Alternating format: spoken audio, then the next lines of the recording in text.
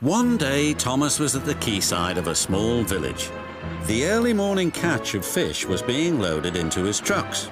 The work took a long time. The fishermen were using old equipment and Thomas was worried. "I'm going to be late for Henry at the docks. He won't like this. Please hurry up," and Thomas was rudely interrupted.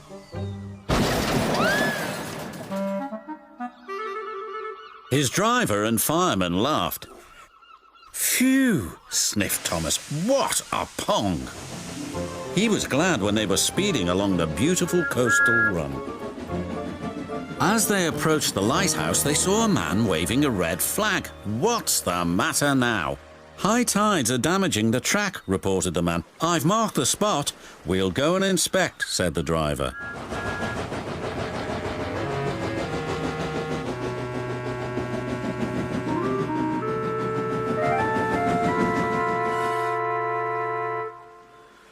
"It would be dangerous for heavy engines like Henry," agreed the driver, "but for Thomas it's safe enough." The guard left a red oil lamp by the damaged track to warn engines. "When we get to the docks, I'll tell them to close the line."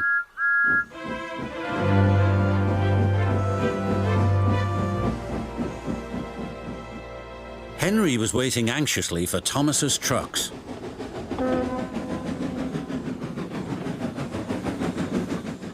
"Why, you're late, and that smell is making me ill." "I can't help it, it's the fish," replied Thomas. "And there's danger on the rails, that's why we're late."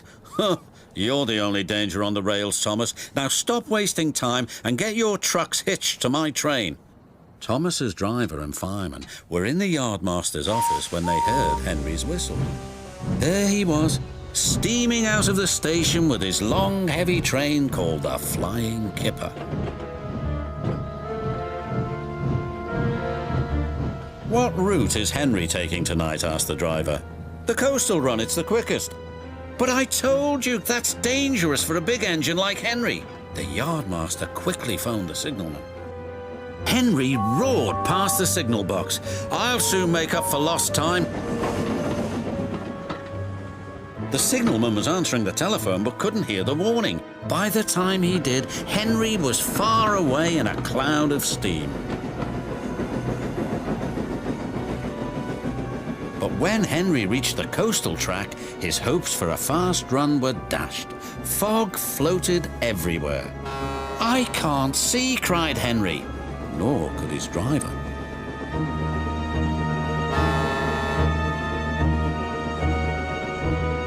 When he could, it was too late.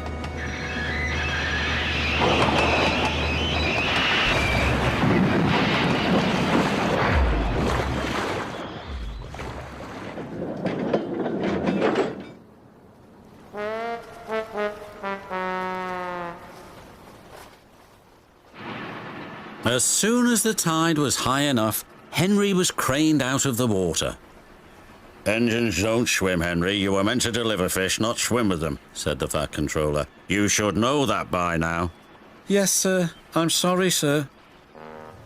When Henry arrived at the docks, Cranky the crane looked down at him disdainfully. My, Henry, I expect you'll have some fishy tales to tell, but take my advice, have a long hose down first." "Pah!"